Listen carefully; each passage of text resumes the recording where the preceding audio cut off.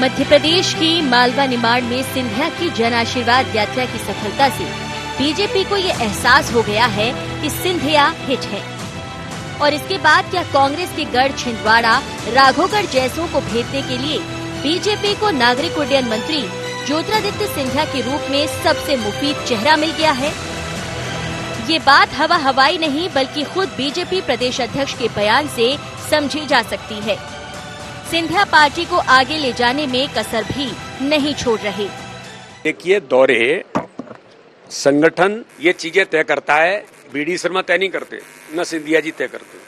संगठन तय करता है किस कार्यकर्ता को कहां कब। छिंदवाड़ा भी जाएंगे, राजगढ़ भी जाएंगे और जहां कहोगे राधोगढ़ भी जाएंगे। क्यों चिंता कर रहे हो यार, राधोगढ़ भी ताकत से जाएंगे। ये तो हमारे संगठन के सिस्टम में हमारे भगवान दास सबरानी जी हमारे प्रभारी हैं यहाँ के कार्यालय के, तो ये लोग प्लान करते हैं किसको कहाँ जाना है, तो उसके अनुसार जो तय होती है। प्रधानमंत्री जी का लक्ष्य ना सत्ता है ना कुर्सी है, उनका लक्ष्य है गरीबों की सेवा, भारत का विकास और भारत का परचम विश्व स्तर पर लहराना। उसी के आधार पर दिन रात वो सेवा करते हैं, जिससे मुझे लगता है कि हर भारतीय के दिल में एक गर्व का एहसास महसूस होता है। हमें अपने लक्ष्यों की प्राप्ति करनी है, हमें भारत का परचम लहराना है। बीजेपी में सिंधिया को जो तरजीह मिली उससे कांग्रेस भी सकते में है, क्योंकि 2018 में इसी चेहरे को लेकर कांग्रेस आगे बढ़ी थी और कांग्रेस की नजर अब आगामी चुनाव पर है। ये तो वक्त बताएगा कि खरगोश की चाल पे सिंधिया कितने सफल होंगे। जहाँ तक जन आशीर्वाद यात्रा का सवाल है, तो कहीं न कहीं भारतीय जनता पार्टी के शीर्ष नेतृत्व को इस बात का आभास हो गया कि जनता के बीच का आशीर्वाद उनके लिए खत्म हो चुका है। फिर से आशीर्वाद जुगाड़ने की जरूरत है, लेकिन अब जनता बेवकूफ नहीं बनेगी। सवाल ये है किस बात के लिए आशीर्वाद, पहले तो ये तय हो ना। क्या महंगाई बढ़ने के लिए, क्या पेट्रोल डीजल के दाम बढ़ने के लिए, क्या गैस सिलेंडर के दाम बढ़ने के लिए, क्या देश की अर्थव्यवस्था बिगड़ गई है उसके लिए, किस बात के लिए? समय के साथ जो अपने आप को ढाल ले उसे ही समझदारी कहते हैं। ज्योतिरादित्य सिंधिया ने इसको बखूबी समझ लिया और कम समय में बीजेपी के भीतर सर्व स्वीकार हो गए। लेकिन अब बड़ा सवाल कांग्रेस के पास सिंधिया की काट गया। Bureau report, IND 24।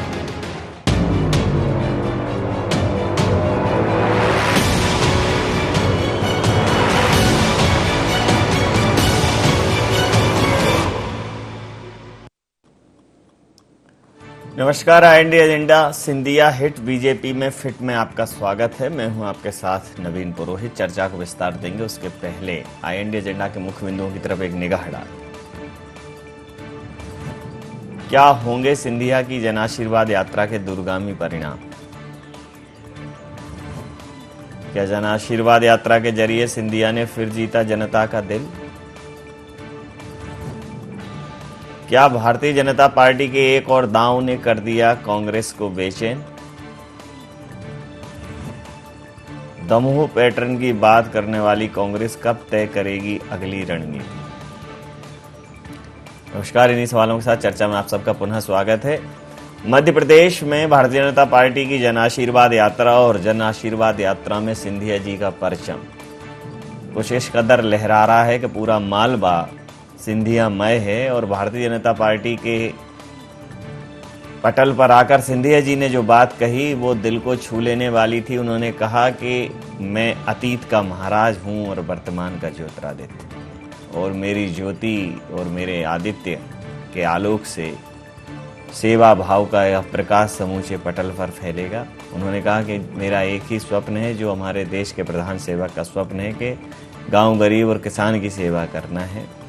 पूरी तरह से भारतीय जनता पार्टी के रंग में रंग चुके सिंधिया भारतीय जनता पार्टी के कार्यकर्ताओं के साथ जिस प्रकार से कदमताल करते हुए दिख रहे हैं वो अपने आप में अद्भुत है। और जिस प्रकार से सिंधिया जी के इस यात्रा के दौरान जो हुजूम उमड़ रहा है लोगों का, जो उनको कार्यकर्ताओं का स्नेह मिल रहा है, जो जन समर्थन मिल रहा है, वह भी यह इंगित करता है, स्पष्ट करता है कि सिंधिया जी को भारतीय जनता पार्टी ने आत्मसात कर लिया है और सिंधिया जी ने भारतीय जनता पार्टी को आत्मसात कर लिया है। अब कहीं कोई निर्बात बचा नहीं है।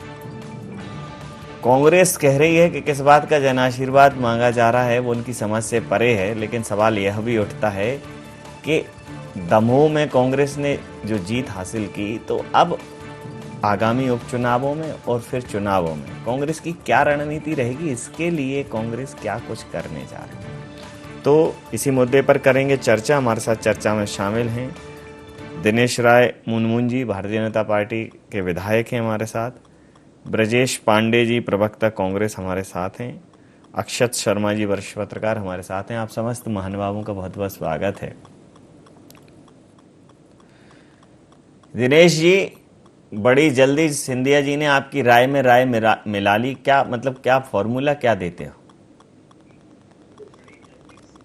देखिए, सिंधिया जी एक ऐसे नेता हैं जी जो जनता की नब्ज को समझते हैं जी, और कह सकता हूं मैं कि ऐसे नेता को कांग्रेस पार्टी संभाल नहीं पाई, ऐसे हीरे को संभाल नहीं पाई, तराश नहीं पाई, जिसको भारतीय जनता पार्टी ने स्वीकारा, साथ ही प्रत्येक कार्यकर्ता ने, और आज मैं कह सकता हूं जनता के दिल में भी राज कर रहे हैं, जिनका चेहरा देख के कांग्रेस ने 2018 का चुनाव जीता और उनको दरकिनार कर दिया, और आज वही नेता भारतीय जनता पार्टी के साथ जुड़कर जनता के बीच में एक जनता के सेवक के रूप में सामने आ रहे हैं जी। तो ऐसे नेता को हम लोग अपने आप को हम मानते हैं, ऐसे नेता वास्तव में भारतीय जनता पार्टी के नेतृत्व के ही लायक हैं और जनता की सेवा करने के लायक हैं।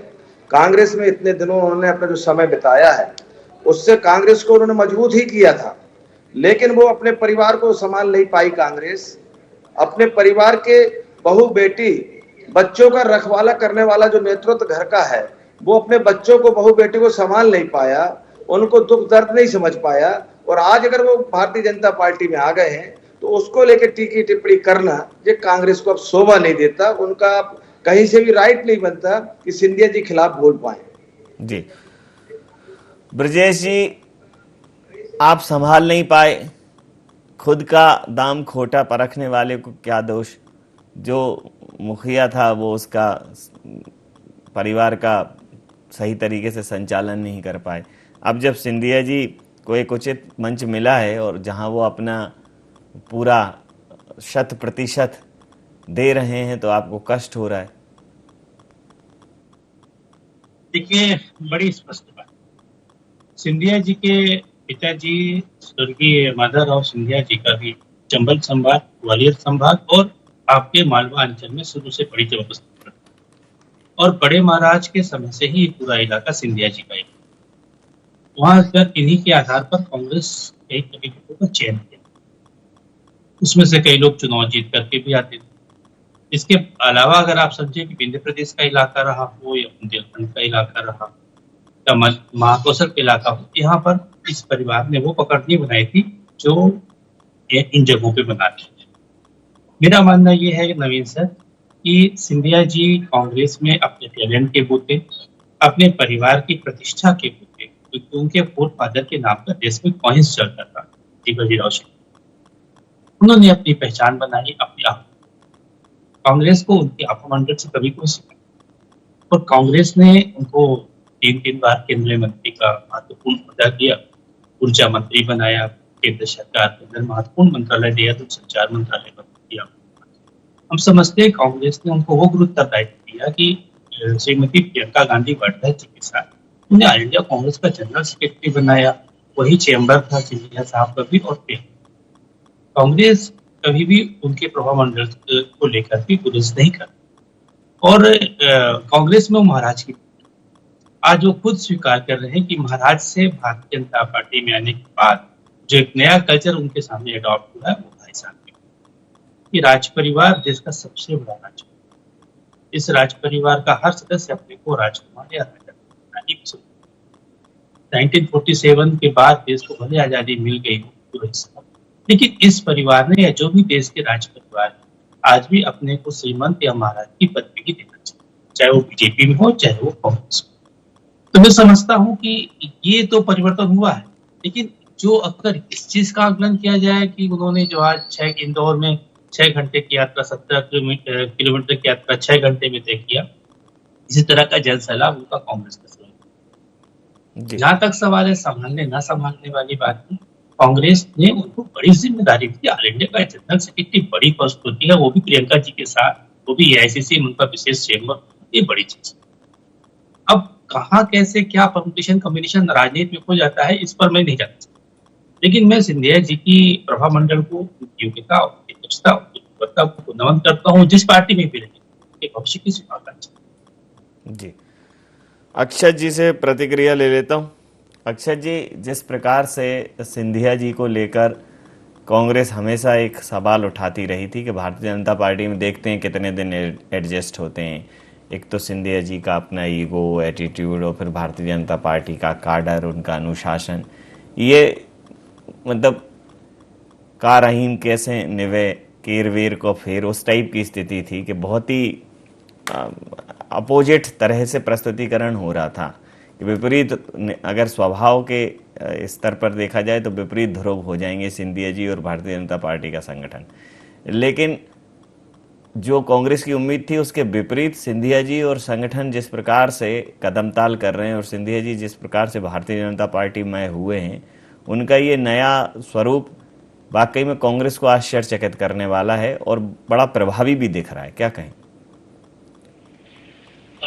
सिंधिया जी का उनकी शुरुआत, जो अगर सिंधिया राजघराने की देखें तो राजमाता सिंधिया के समय से जो भारतीय जनता पार्टी से जुड़ाव सिंधिया परिवार का रहा है, वो एक विरासत के रूप में उन्हें वहां मिला है। सिंधिया परिवार का जो स्नेह भारतीय जनता पार्टी, पहले जनसंघ को इतनी मजबूती से उन्होंने यहाँ पर खड़ा किया, संविधान सरकार बनाने के लिए उन्होंने यहाँ पर जनसंघ को इतनी बड़ी मदद करी थी राजमाता सिंधिया जी ने।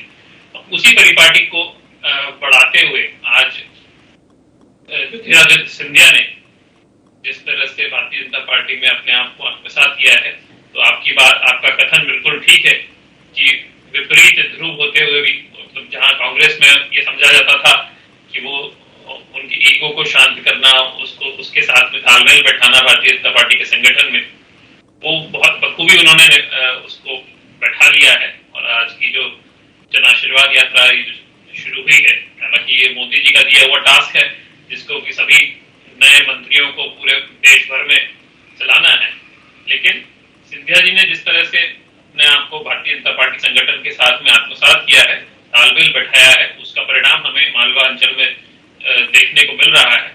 और जो सैलाब उनके सभाओं में उमड़ रहा है, वो निश्चित रूप से एक सकारात्मक संकेत है भारतीय जनता पार्टी के लिए भी कि एक नया नेतृत्व भी उभर रहा है, जो कि प्रदेश में भारतीय जनता पार्टी को एक चेहरा और लोकप्रियता दिलाने में मदद करेगा। जी, बिल्कुल ठीक कहा आपने।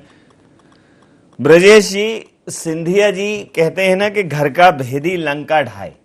अभी तक आपके जो 1-2-4 अवैध दुर्ग थे, चाहे राघोगढ़ की बात कर लें, छिंदवाड़ा की बात कर लें, लेकिन सिंधिया जी के साथ लंबे समय तक उन्होंने अपनी स्ट्रेटेजी शेयर की हैं। तो आपको इस बार आपको नहीं लगता कि सिंधिया जी एक बड़ी चुनौती बनकर उभरेंगे आगामी चुनावों में आपके लिए? मैंने आपसे आग्रह किया नवीन जी कि सिंधिया साहब जब कांग्रेस पार्टी में थे तो वो ग्वालियर चंबल संभाग के लिए और मालवा अंचल के लिए विशेष तौर से जोर दिया करते थे अपने कैंडिडेट्स को टिकट दिलाने के लिए, और उस पर कई जगहों पे वीडियो लगा के वो टिकट दिलाया भी करते। उसमें से कई लोग चुनाव जीते, कुछ उसमें से मंत्री भी हैं शिवराज सिंह। मैं समझता हूं कि अभी भी जो जिसका इलाका, वैसे विंध्य प्रदेश में भी विचार करने आए, विंध्य प्रदेश की सीटें खाली हुई, हमारे यहाँ की 32 सीटों में से स्थिति देखिए क्या है, हमारे रीवा जिले से एक सीट कांग्रेस ने जीत पाई, इसी तरह अन्य जिलों की बात। और तो मैं समझता हूँ जिसका जहाँ पर इलाका रहा हो या जिसका जैसा दुर्ग रहा हो, इस क्षेत्र में पूरा अर्जुन सिंह की पकड़ थी, बाद में उनके चिरंजीव अजय सिंह राहुल उसकी श्रीनिवास तिवारी के पास थी, बाद में उनके बेटे सुंदरलाल जी ने कमाल। ये मुझे लगता है ये आपका जो आप ये ईयर वो लगाए हैं, फोन थोड़ा नजदीक कर लीजिए, आपकी वॉइस बहुत कट कर मिल रही है हमें। जी जी, तो नवीन सर, मैं ये समझता हूँ कि अब वही जैसे हमने कहा ना कि विंध्य प्रदेश का इलाका अभी वर्तमान में अजय सिंह राहुल या तिवारी जी के परिवार के पास केंद्रित है। उसी तरह ग्वालियर चंबल संभाग में सिंधिया जी की पूरी पकड़, इसमें कोई शक नहीं। लेकिन अगर आप महाकौशल की बात करें तो महाकौशल में कमलनाथ जी की अपनी पकड़, राघवगढ़ क्षेत्र जो ग्वालियर से जुड़ा हुआ है वहां पर दिग्विजय सिंह जी की पकड़ है। दिग्विजय सिंह जी जब भी चुनाव लड़े, उनके परिवार का जो चुनाव लड़ा और चुनाव जीता है कांग्रेस। तो सबके अपने अपने क्षेत्र बने। अब आपको मैं एक बात बताना चाहता हूँ कि आज देखिए जन आशीर्वाद यात्रा जो उनकी इंदौर में थी, तो वहां जो प्रभावी नेता है कैलाश, इसको लेकर के महाराज सिंधिया जी को सफाई भी देनी पड़ी। वो आज पूरी की टाइम जन आशीर्वाद यात्रा से बताना। तो अभी इतना जल्दी घुल मिल गए हैं शक्कर के दूध में शक्कर की तरह, इतना कहना अथवा अतिशयोक्ति हो जाए। ये भारतीय जनता पार्टी को तय करना है। लेकिन मैंने आपसे कहा ये उनका अपना ही, उसका दूसरे इलाकों में कितना इम्पैक्ट बनता है। उड्डयन मंत्री के बाद या उनके संगठन द्वारा काम सौंपे जाने के बाद ये आने वाले समय में पता चलेगा। लेकिन मैं समझता हूँ कि बतौर भारतीय जनता पार्टी के नेता के रूप में उनको जो जवाबदेही या जिम्मेदारी दी जा रही है, उस उत्तरदायित्व का बखूबी निर्वहन कर रहे हैं। वो वक्त बताएगा कि सिंधिया जी का ग्वालियर के अलावा राघवगढ़ में, अविंध्य प्रदेश में और हमारे बुंदेलखंड के इलाके में या महाकौशल में जहाँ कमलनाथ साहब का इलाका है, वहाँ कितना इम्पैक्ट बना। जी, प्रतिक्रिया ले लेता हूँ। दिनेश राय जी, अभी भी ब्रजेश जी ये कह रहे हैं कि सिंधिया जी का चूंकि एक पारंपरिक रूप से मालवा, ग्वालियर और ये उनका क्षेत्र रहा है, तो मालवा और ग्वालियर अंचल में उनकी उपस्थिति हमेशा से रही है, तो इस वजह से सिंधिया जी को आज भी वहाँ रिस्पांस मिल रहा है। लेकिन वो इस बात को लेकर आश्वस्त हैं कि बिंद हो, महाकौशल हो और ये जो राघवगढ़ वाला क्षेत्र है, ये ऐसे गढ़ हैं जो सिंधिया जी जिनके पर ज़्यादा प्रभाव नहीं डाल सकते। भारतीय जनता पार्टी के लिए अभी तक ये अवैध हैं। आपको लगता है कि इस बार सिंधिया जी के आने से 1 और 1 11 जैसी स्थिति है और कांग्रेस को थोड़ा ज़्यादा करारी शिकस्त देने के लिए तैयार है भारतीय जनता पार्टी? निश्चित है। हमारे ज्योतिराज सिंधिया जी ग्वालियर या मालवा क्षेत्र छोड़िए, मैं खुद महाकौशल से आता हूं, मेरे से लगा हुआ बिंद है, और मैं कहता हूं कि अभी सिंधिया जी का दौरा हमारे छिंदवाड़ा जिले में बनते बनते रुक गया है। जिस दिन छिंदवाड़ा और जबलपुर और महाकौशल क्षेत्र आएंगे, जहां आप जिस चीज को लेकर आशंकित हैं हमारे ब्रजेश जी, वो भी शंका उनकी पूरी हो जाएगी। क्योंकि ज्योतिराज सिंधिया जी कांग्रेस पार्टी में जब थे, उनको देख के ही जनता ने उनको वोट दिया। उस समय Bharatiya Janata party versus Shivraj Singh ji versus महाराज के खिलाफ चुनाव हो रहा था और जनता ने भी उन्हीं को जनादेश दिया था।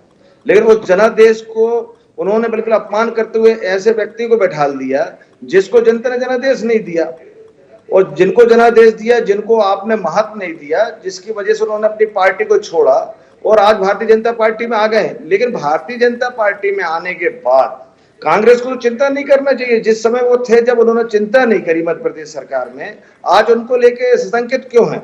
मैं दावे से कह सकता हूं जिस समय वो महाकौशल में आएंगे, मालवा और ग्वालियर चंबल क्षेत्र से बढ़ के यहाँ पर उनका स्वागत सम्मान होगा और जनता उनसे मिलना चाहती है, उनसे मिलना चाहता है।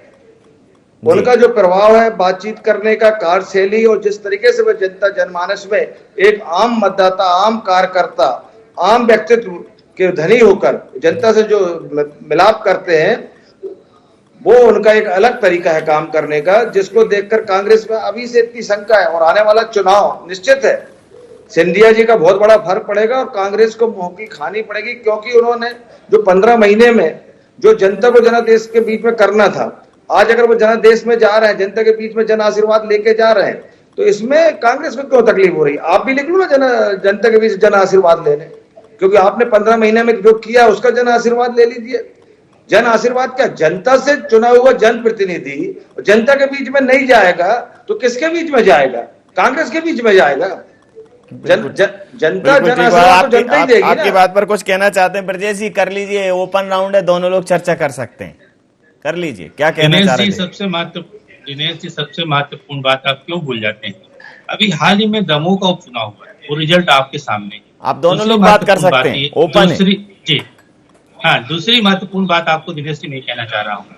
कि मध्य प्रदेश कांग्रेस कमेटी ने सिंधिया जी को मध्य प्रदेश चुनाव अभियान समिति का अध्यक्ष, अभियान समिति का अध्यक्ष जो होता है वो संपूर्ण मध्य प्रदेश के 52 जिलों में दौड़ा करता है।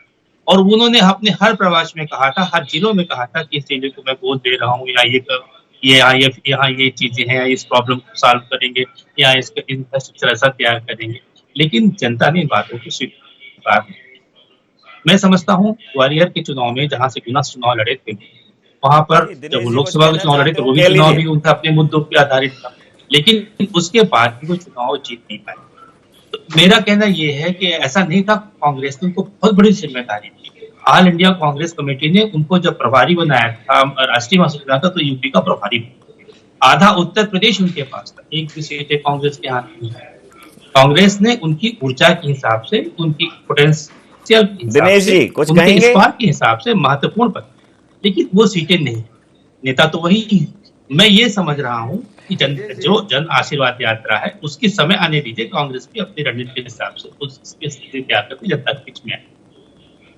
जी दिनेश जी, आपने उनको वहां का प्रभारी बनाया, चुनाव जीता मध्य प्रदेश में। उन्होंने जो वादे कर मध्य प्रदेश में कांग्रेस की सरकार बनाई, उन वादों को कांग्रेस में बैठे हुए मुख्यमंत्री जी पूरा नहीं कर पाए।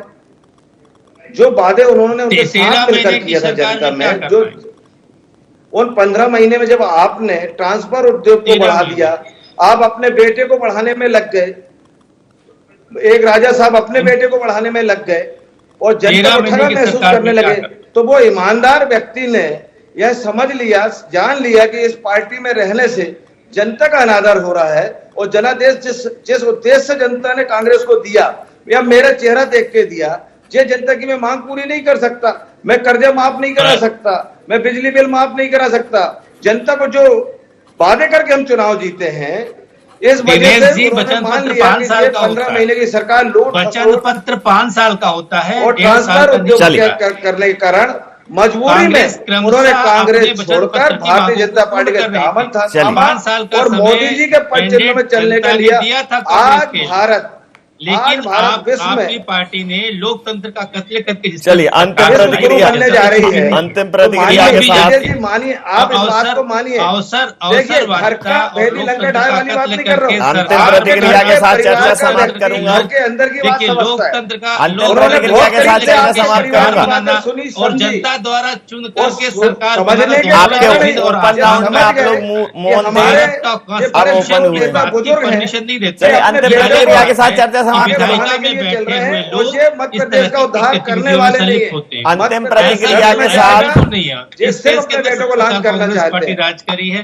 कमलनाथ जी को जनता ने मैंडेट दिया था, आपने उस सरकार को गिराने का प्रयास किया और उसी का परिणाम है कि आने वाले अंतिम प्रतिक्रिया के साथ चर्चा समाप्त करूंगा। विधानसभा के चुनाव और एक लोकसभा के चुनाव, अंतिम प्रतिक्रिया के साथ चर्चा समाप्त करूंगा। हमारे साथ अक्षय शर्मा जी। अक्षय जी, ज्योतिरादित्य सिंधिया जी को लेकर कांग्रेस के जो भी पूर्वानुमान थे या जो भी उनका कैलकुलेशन था, वो इसमें कोई दो राय नहीं कि पूरी तरह विफल हुआ है, पूरी तरह असफल हुआ है, पूरी तरह खोखला निकला है।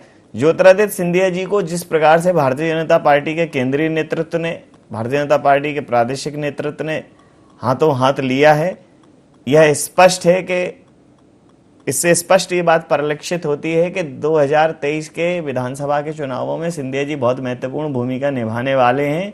और चूंकि वो कांग्रेस की रग रग और नस नस से वाकिफ हैं, तो इस बार जो स्ट्रेटेजी होगी उसमें सिंधिया जी कांग्रेस के लिए बहुत घातक साबित होने वाले हैं। ये भले ही कहते रहें कि सिंधिया जी का अपना अपना गढ़ है, लेकिन सिंधिया जी पहले भी इनके जब कांग्रेस के साथ थे तो वो प्रदेश स्तर की ही जिम्मेदारियां उन्होंने संभाली हैं, चाहे वो चुनाव अभियान समिति के अध्यक्ष रहे हों, प्रभारी रहे हों। तो इस बार सिंधिया जी मध्य प्रदेश की राजनीति में एक फैक्टर बनकर उभरेंगे। आपकी प्रतिक्रिया के साथ चर्चा समाप्त करूंगा। निश्चित रूप से वो एक बहुत बड़ा फैक्टर, बहुत बड़ा असेट के रूप में भारतीय जनता पार्टी के लिए बनकर उभरे हैं।